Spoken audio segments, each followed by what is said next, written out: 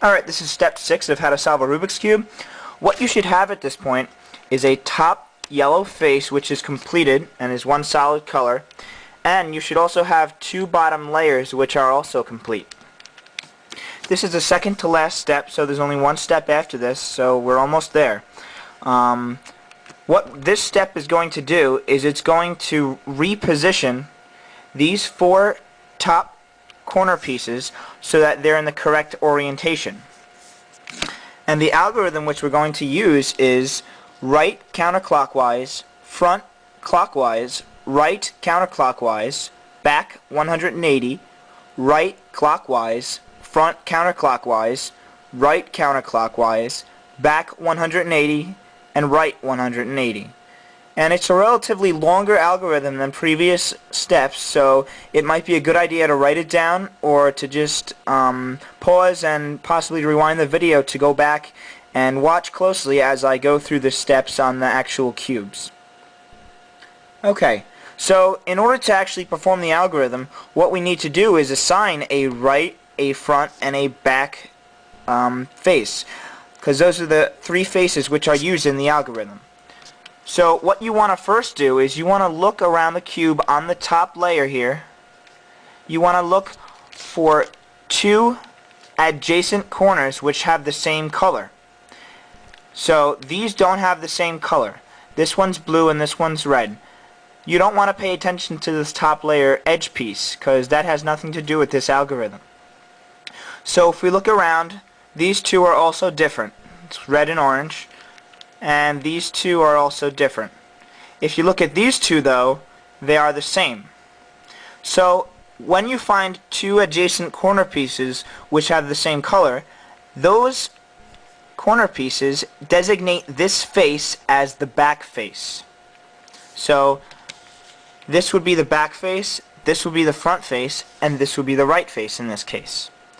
Now if you're looking at your cube and you don't find two adjacent corner pieces which have the same color, well, this cube also, if you look around, it also doesn't have two adjacent corner pieces which have the same color.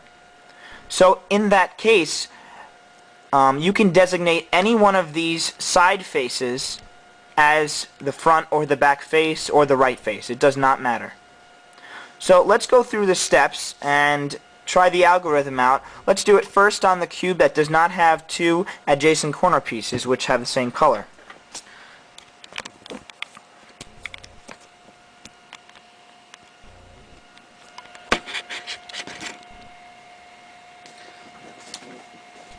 Okay, so if we perform that move, so it doesn't matter which side you designate as the back or the front, so let's just designate this as the front and this as the back.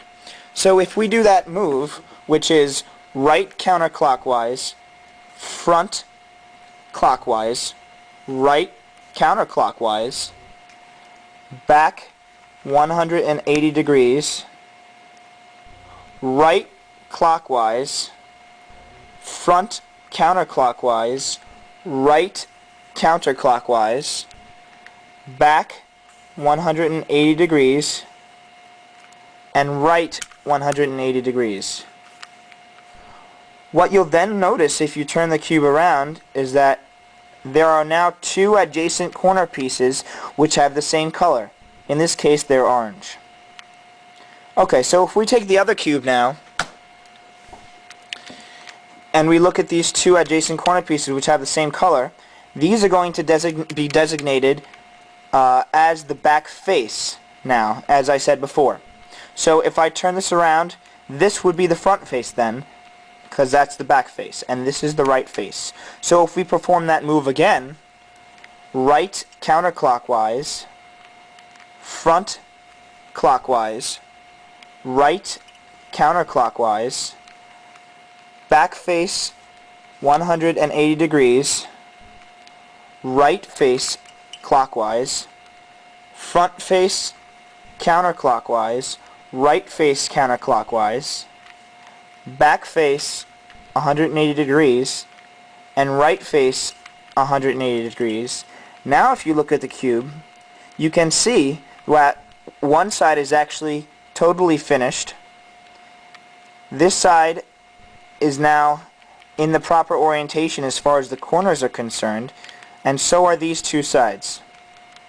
Now, it doesn't always happen that you have a complete side after you finish this move. This might actually have a different edge piece here. So all four sides might have what looks like this face or this face. So if we perform it with the other cube, right face counterclockwise, front face clockwise, right face counterclockwise, back face 180, right face clockwise, front face counterclockwise, right face counterclockwise, back face 180, and right face 180, and we look around, we also have the same thing. So we have a complete side, and we also have three sides which are not finished. Okay, so once you have something that looks like this, or even if you have a different edge piece in this position, you're ready to move on to the final step.